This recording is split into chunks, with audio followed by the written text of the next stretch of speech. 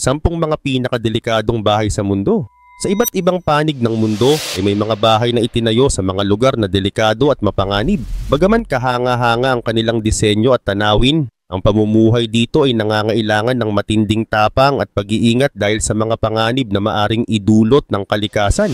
Saan kaya ito matatagpuan? At bakit itinuturing na mapanganib? Kung kaya't sa video na ito ay tutuklasin natin ang 10 mga delikadong bahay. Pero bago tayo magsimula ay baka pwedeng paki-like at subscribe ng video na ito. Malaking tulong at bagay na ito sa aming mga content creators. Maraming salamat po. Kaya naman simulan na natin.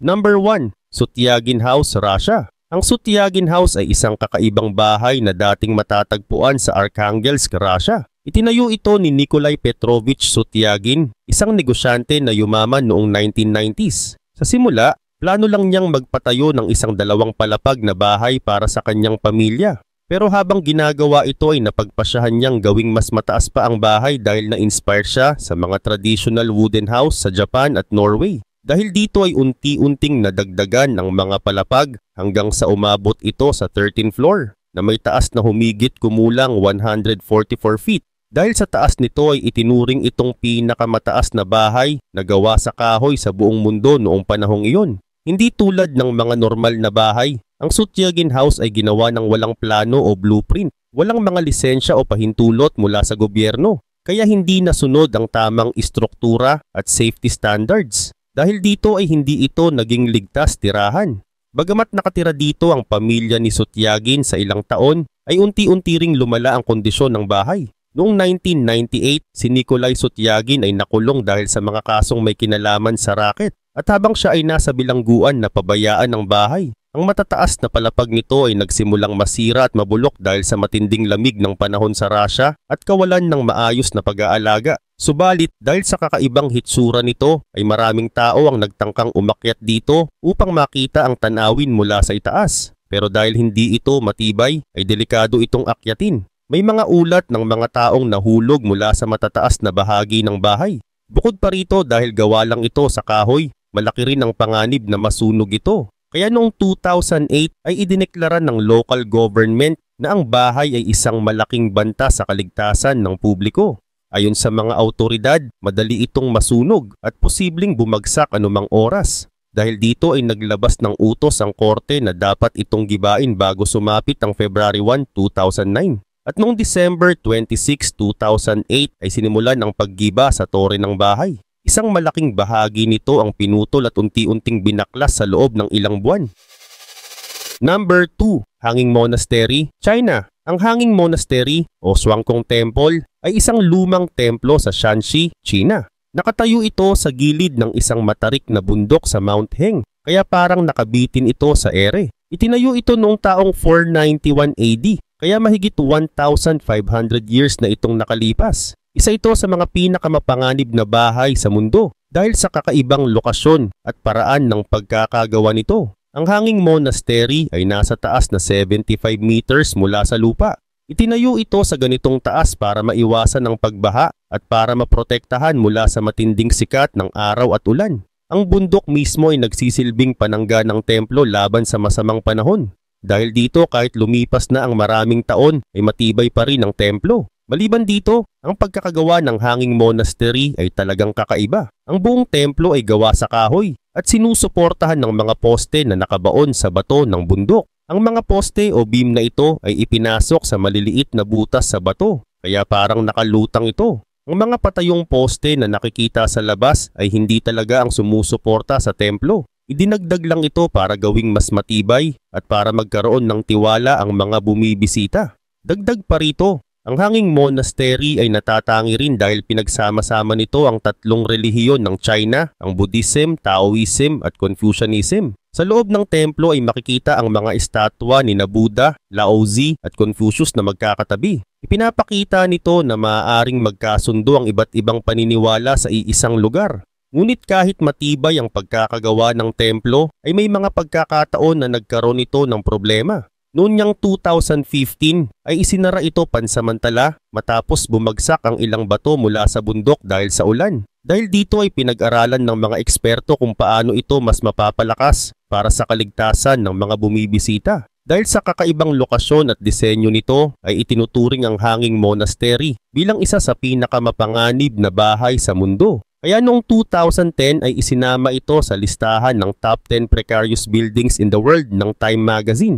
Ipinapakita nito kung gaano kahanga-hanga ang estruktura ng templong ito.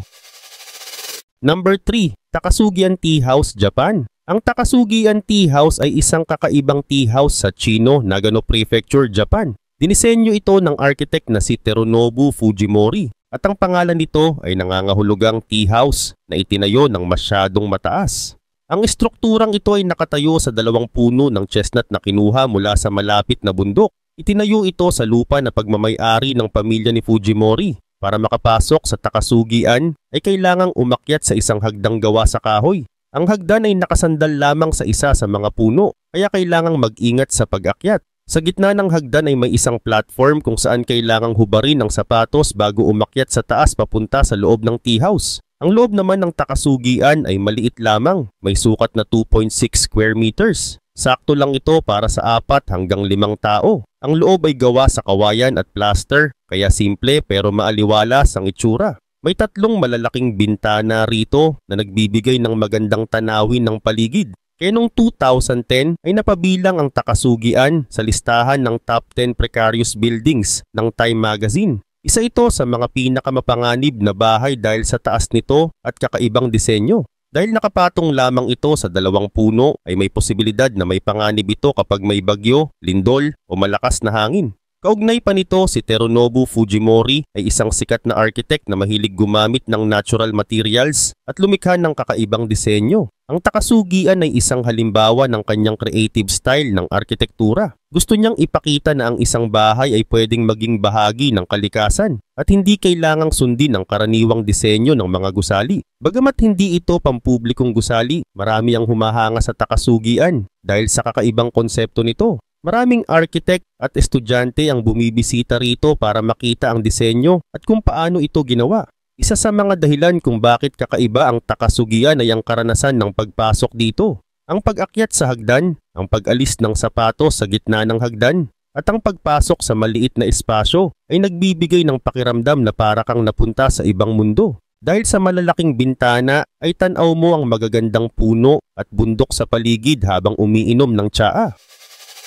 Number 4. Katskai Pillar, Georgia. Ang Katskai Pillar ay isang napakataas na bato sa Georgia, isang bansa sa Eastern Europe. Ang batong ito ay may taas na 40 meters, katumbas ng halos 10 palapag na gusali. Sa tuktok nito ay may isang lumang simbahan na itinayo mahigit 1,000 years na ang nakalipas. Isa ito sa mga pinakamapanganib na bahay sa mundo dahil napakahirap akyatin. Hanggang ngayon ay mga monks lang ang pinapayagang umakyat dito. Bago pa dumating ang Kristyanismo sa Georgia, ay ginagamit na ng mga sinaunang tao ang lugar na ito bilang sagradong lugar. Naniniwala silang ito ay may kapangyarihan at konektado sa kanilang Diyos ng kasaganaan. Pero nang dumating ang Kristyanismo sa bansa noong 4th century, ay naging banal na lugar ito para sa mga monks. Tinawag nila itong Pillar of Life o haligi ng buhay.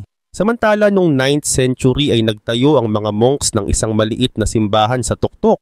Ang mga monks na ito ay tinatawag na stylites. Sila ang mga pari na naninirahan sa matataas na lugar upang manalangin at lumayo sa mundo. Walang sino man ang umakyat sa haligi sa loob ng maraming taon, kaya hindi alam ng karamihan kung ano ang nasa itaas nito. Subalit noong 1944 ay isang pangkat ng explorer ang unang umakyat sa Katskai Pillar. Pinangunahan ito ng isang manlalakbay na si Alexander Japaridze at isang manunulat na si Levan Gotowa. Nang marating nila ang tuktok ay nakita nila ang mga guho ng isang lumang simbahan at mga silid ng monks. Nakakita rin sila ng mga lumang sisidlan ng alak na nagpapakita na may mga nanirahan na rito noon. At sa loob ng maraming taon ay walang nakatira sa haligi. Pero noong 1995 ay isang monk na nagngangalang Maxim Kavtaradze ang nagpasya na manirahan dito. Sa tulong ng gobyerno at mga lokal ay nirepair ang simbahan at ginawa itong spiritual sanctuary. Simula noon ay naging tahanan ulit ito ng mga monks. Napakahirap ding akyatin ang haligi dahil wala itong hagdan papunta sa taas. Ang tanging paraan upang umakyat ay isang bakal na hagdan na nakakabit sa gilid ng bato.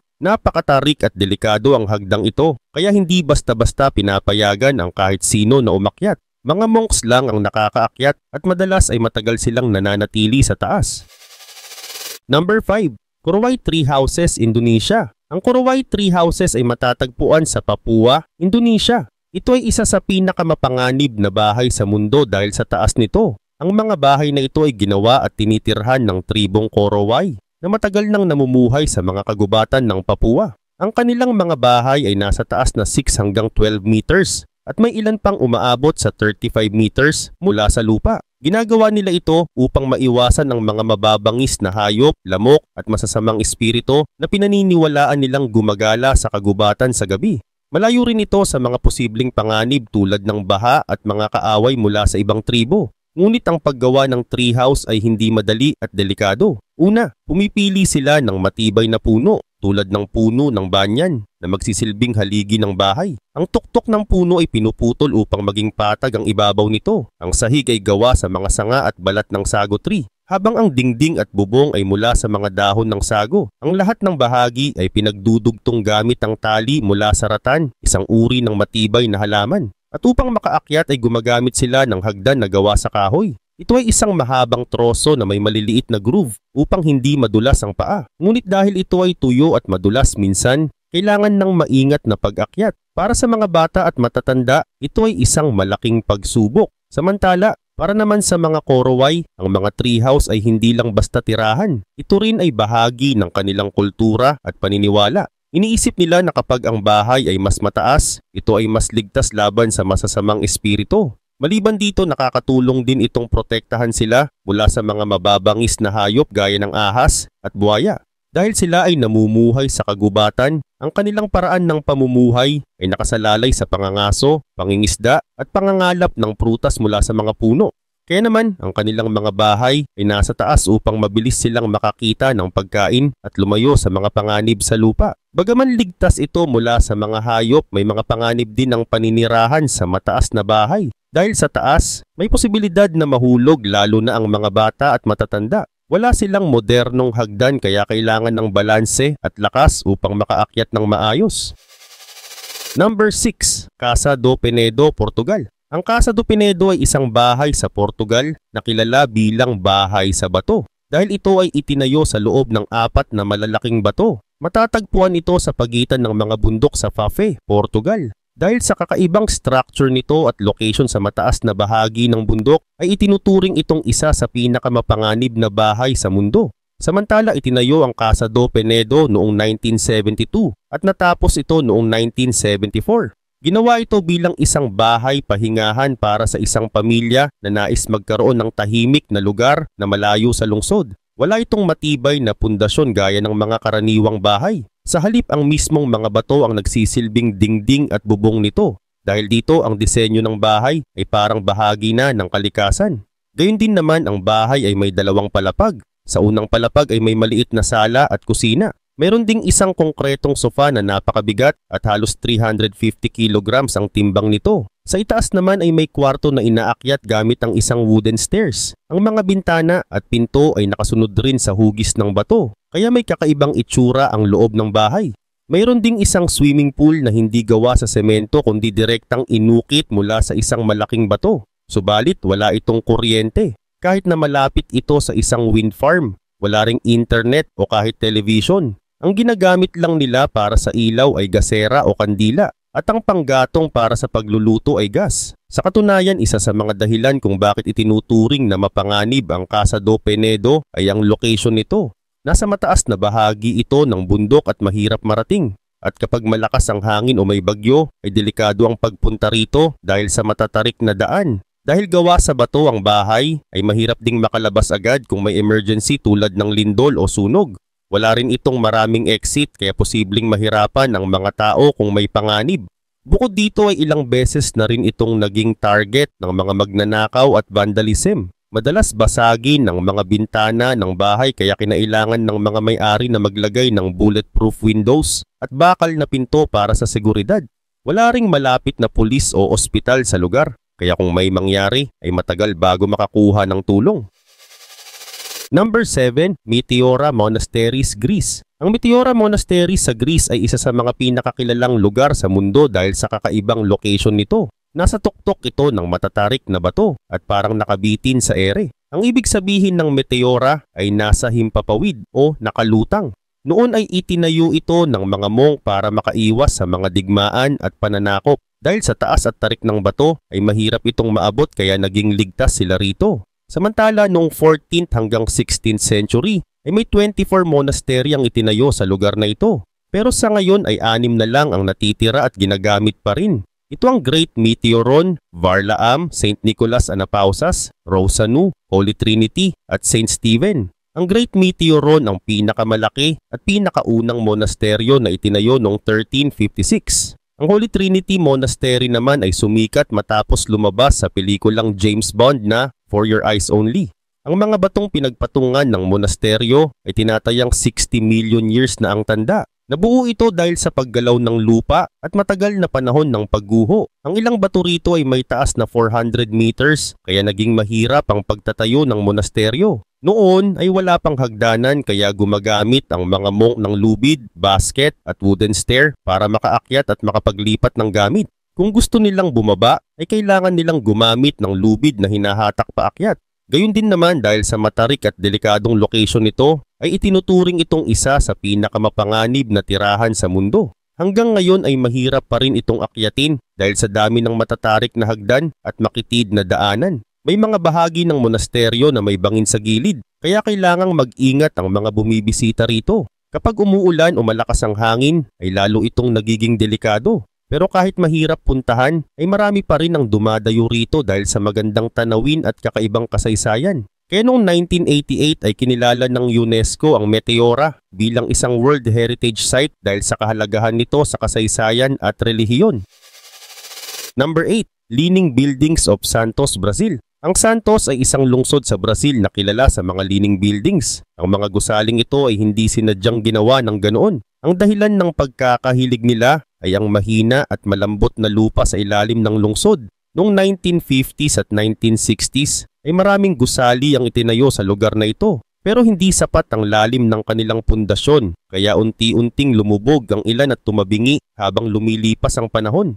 Sa ngayon ay may halos 90 na gusali sa Santos na may iba't ibang level ng pagkakahilig. Ang ilan ay bahagyang nakatagilid pero may mga gusali na halos 2 metro na ang tabingi. Hindi ito kasing tindi ng Leaning Tower of Pisa sa Italy pero nakakatakot isipin na ang mga ito ay mga tirahan ng maraming tao. Sa katunayan ang problema ay nagsimula dahil sa mababaw na pundasyon ng mga gusali. Ang lupa sa ilalim ng Santos ay binubuo ng 7 metrong buhangin na nasa ibabaw ng malambot na clay. Ang clay na ito ay hindi sapat para suportahan ang bigat ng matataas na gusali. Noong panahong iyon ay hindi mahigpit ang mga batas sa pagtatayo ng gusali sa lungsod. Dahil dito ay maraming developer ang gumamit ng mababaw na pundasyon upang makatipid. Ngunit nang mapansin na tumatabingi ang ilang gusali ay gumawa ng bagong batas ang gobyerno. Inutos nila na kailangang palalimin ang pundasyon ng mga bagong gusali upang maiwasan ang parehong problema. Pero huli na ang lahat para sa mga unang gusali na itinayo. Pero sa kabila ng kanilang anyo ay karamihan sa mga gusaling ito ay patuloy pa ring tinitirhan. Nasasanay na lang ang mga residente sa kanilang kakaibang sitwasyon. Isa sa mga problema nila ay ang mga pintuan at bintana na mahirap isara. May mga kasangkapan ding hindi pantay ang pagkakatayo sa loob ng bahay. Ang ilan naman ay nakakaramdam ng kakaibang balanse habang naglalakad sa kanilang mga tirahan. Sa kabila nito ay may mga pagsisikap na ituwid ang ilang gusali gamit ang mga makabagong technology. Isa sa mga paraan ay ang paggamit ng hydraulic jacks at pagpapalakas ng pundasyon. Pero dahil napakamahal at mahirap gawin ito, ay iilan lang sa mga gusali ang naituwid. Sa ngayon ay 2 pa lang ang naayos. Pero karamihan ay nananatiling tabingi. Number 9. El Peñón de Guatapé House, Colombia. Ang El Peñón de Guatapé o tinatawag ding La Piedra o El Peñol ay isang napakalaking bato sa Guatapé, Colombia. Isa rin ito sa pinakakilalang natural formation sa bansa.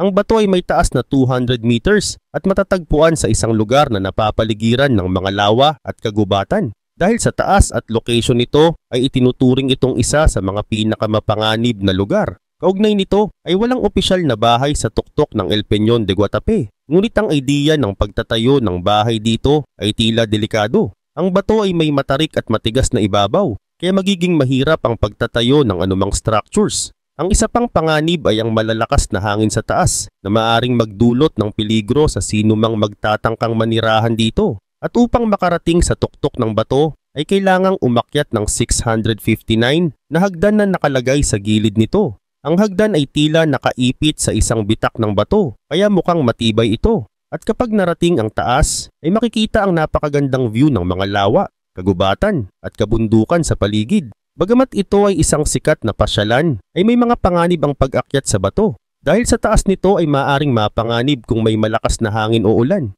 Maaari ring mahirapan ang mga hindi sanay sa matarik na akyatan. Ang ilang bisita ay nahihilo o hinihingal din dahil sa dami ng hakbang na kailangang akyatin. Number 10. House on the Cliff, Spain. Ang House on the Cliff o Casa Acantilado ay isang kakaibang bahay sa Salobreña, Spain. Itinayo ito sa gilid ng isang matarik na bangin at may 42-degree angle. Dahil dito ay kinikilala ito bilang isa sa pinakamapanganib na bahay sa mundo. Ang bahay ay dinisenyo ng Gil Bartolome Architects at may kakaibang itsura na parang bahagi ng kalikasan. Samantala, ang House on the Cliff ay may dalawang palapag at mukhang nakabaon sa bangin. Ang pinakakapansin-pansin dito ay ang shape ng bubong nito na parang balat ng isda o alon ng dagat. Bukod sa magandang itsura, ang disenyo ng bubong ay tumutulong din upang maging presko ang loob ng bahay. Gayun din naman ang harapan ng bahay ay gawa sa malalaking salamin, kaya tanaw dito ang dagat ng Mediterranean. Dahil sa natural na liwanag mula sa araw ay hindi madilim sa loob. Ang mga pader at kasangkapan ay simple at puti, kaya mukhang malinis at maluwag ang loob. Ngunit dahil sa delikadong location ay kailangang gumamit ng matitibay na materyales. Ang bahay ay itinayo gamit ang konkreto at bakal para matiyak na hindi ito madaling gumuho. Ang bubong naman ay gawa sa maliit na piraso ng zinc na maingat na inayos para makabuo ng natural na hugis. Dahil nasa gilid ng bangin ng bahay ay naging mahirap ang pagtatayo nito. Kinailangan ng mga engineers na tiyakin na hindi madudulas o babagsak ang bahay. Mahirap din ang pagdadala ng mga materyales dahil matarik at mahirap akyatin ang lugar. Karagdagan pa dito, dahil sa kinalalagyan ng bahay ay may panganib na ito ay gumuho, lalo na kung may malakas na ulan o lindol. Pero tiniyak ng mga architect na matibay ang pundasyon nito. Dahil sa kakaibang itsura at disenyo, ang House on the Cliff ay kinilala sa mga architecture competition. Maraming eksperto ang humanga sa pagsasama ng modernong disenyo at likas na tanawin. Itinampok din ito sa mga palabas sa TV, articles at online platforms.